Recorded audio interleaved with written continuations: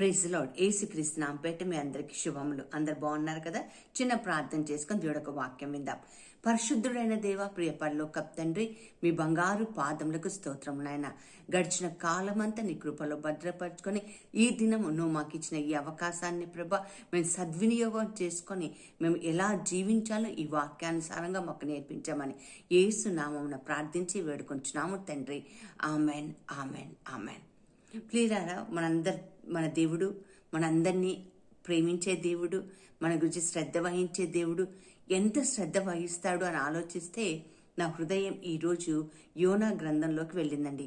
యోనా గ్రంథం 4వ అధ్యాయం 10-11 వచనాలు మీకోసం చదివి ఈరోజు వినిపిస్తానండి. ఇక్కడ ఏమని రాయబడి ఉందంటే, అందుకు యెహోవా, నీవు కష్టపడకుండాను పెంచకుండాను ఒక రాత్రిలోనే పుట్టి పెరిగి ఒక రాత్రిలోగానే వాడిపోయిన ఈ సొర చెట్టు విషయంలో నీవు విచారపడుచున్నావే.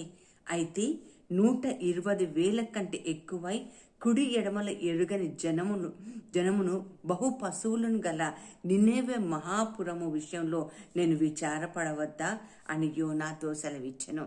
ఇక్కడ ప్రభువారు చెప్తున్న మాట, మనం కష్టపడకుండానే లేదా మనం ఏమి ప్రయాస పడకుండానే ఒక్కొక్క విషయాల్లో కొన్ని సార్లు మనం చాలా వేదన చెందుతూ ఉంటాం.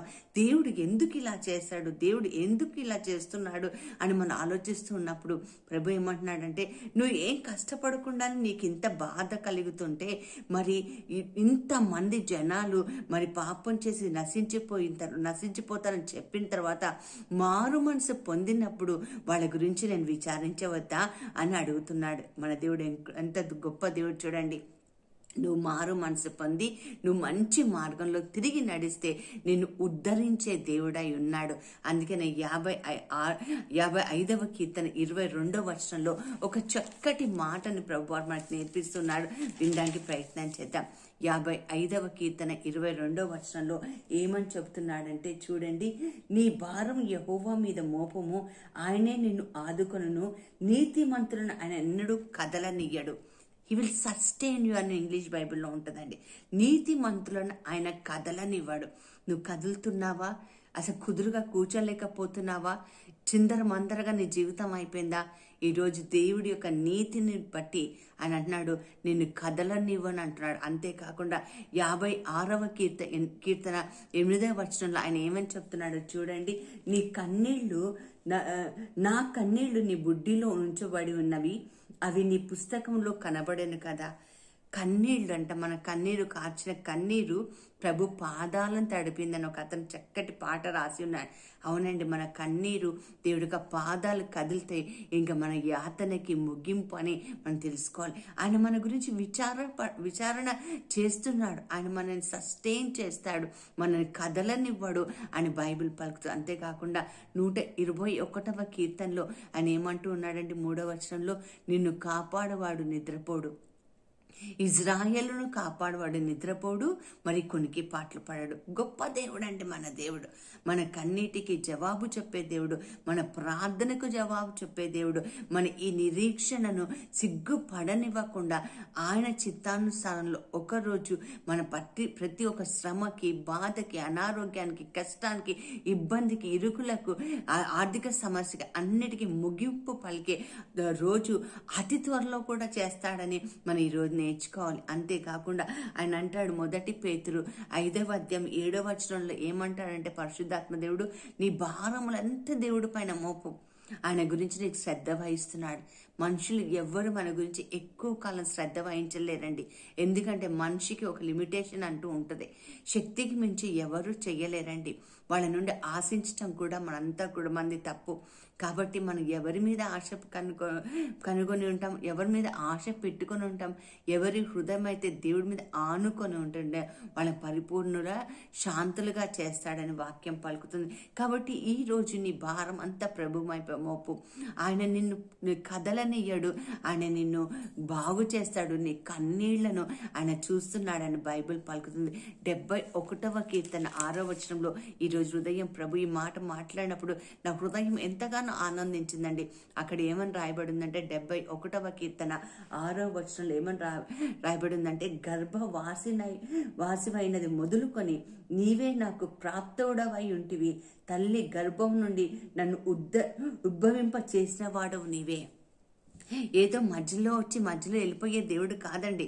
తల్లి గర్భంలో ఉన్నప్పటి నుండి నువ్వు నాకు దేవుడు అయి ఉన్నావు.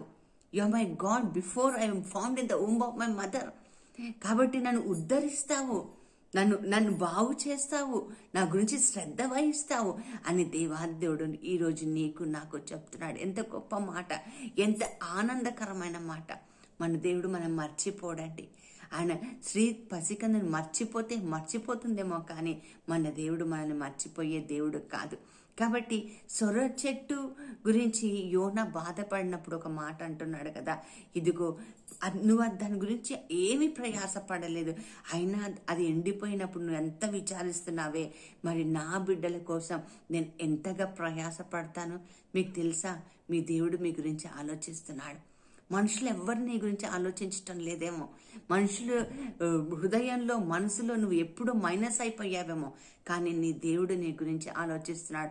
ఆలోచిస్తున్న దేవుడు నిన్ను ఉద్ధరిస్తానంటున్నాడు, ఆలోచిస్తున్న దేవుడు నిన్ను స్వస్థపరుస్తానంటున్నాడు, ఆలోచిస్తున్న దేవుడు నీకు విడుదల చేస్తానంటున్నాడు, ఆలోచిస్తున్న దేవుడు నిన్ను బాగు చేస్తానంటున్నాడు, అంతేకాకుండా నిన్ను నిలబెడతానంటున్నాడు. అంత గొప్ప దేవుడికి మరి ఈరోజు సంతోషంగా ఉందామా? మన దేవుడు మనం మర్చిపోడండి. ఆయన మరువని దేవుడు అయి ఉన్నాడు. కాబట్టి ఈరోజు ప్రభు సన్నిధిలో, ప్రభా నా గురించి విచారిస్తున్నందుకు నీకు వందనాలు ప్రభా, నీకు స్తోత్రము. బైబిల్లో ఒక చక్కటి మాట ఉందండి, నీతిమంతులు విడవబడటం కానీ వాళ్ళ పిల్లలు ఆకలికొని ఉండటం కానీ నేను చూడలేదని దావీదు పుట్టి ముసలివాడైపోయిన తర్వాత రాస్తున్నాడు. అంటే నీతిమంతులని దేవుడు ఎప్పుడూ జ్ఞాపకం చేసుకుంటూ ఉంటాడు. ఆయన కోసము ప్రాణాలు అర్పించిన బిడ్డలకి, ఆయన కోసం చిన్న గ్లాసు మంచినీళ్ళు ఇచ్చిన పరలోకంలో జ్ఞాపకం చేసుకునే దేవుడు, ఆ దేవుడు ఈరోజు నీతో నాతో చెప్తున్న మాట ఏంటంటే, నిన్ను బాగు చేస్తాను, నీ గురించి విచారిస్తున్నాను అని చెప్తున్నాడు. విచారిస్తున్నట్టే ఏడుస్తున్నాడు అని కాదు, he's enquiring about, he's thinking about. అంతేకాకుండా ఇంగ్లీష్లో ఉంటుంది హీఈస్ కన్సర్న్ అబౌట్ అస్. దేవుడు నీ గురించి శ్రద్ధ వహిస్తుండగా ఇక చింతెందుకు, మంచి ప్రార్థన చేసుకుందామా? పరిశుద్ధుడైన దేవా, ప్రియ పరలోకపు తండ్రి, మీ బంగారు పాదములకు స్తోత్రములు నాయన.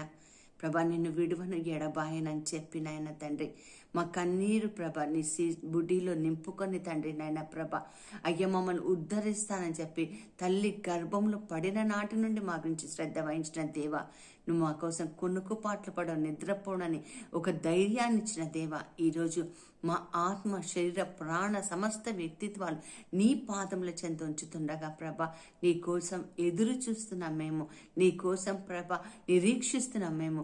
మా నిరీక్షణ నీలో సఫలం అవుతుందని మేము నమ్ముచున్నాం తండ్రి ప్రభ. ఈ ప్రార్థన యేసుక్రీస్తు అతి పరిశుద్ధమైన నామం పేరిట అడిగి వేడుకొంచున్నాము తండ్రి. Amen, amen, amen. God will sustain you. God bless you all.